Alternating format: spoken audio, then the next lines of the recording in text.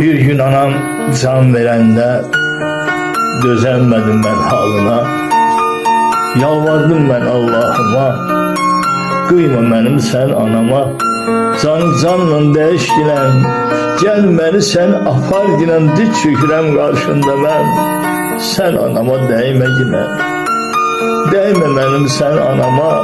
Sen bana kıy, ona kıyma. Sen göydeki Allah'ımsan, her bir şeyi yaradansan. Anam dışı bu dünyada, balasına bir dünyadır. Bu dünyada bir ki o da hem yaradan hem hayandır. Gel beni sen apar yine, diz çökürem karşında ben. Sen anama değme yine. Sen her şeye bir kadirsen.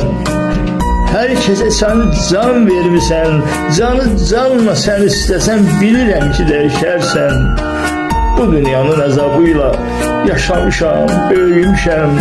Anamla ben nefes alıp, ağrımı da, acımı da yadımdan ben çıkarmışam.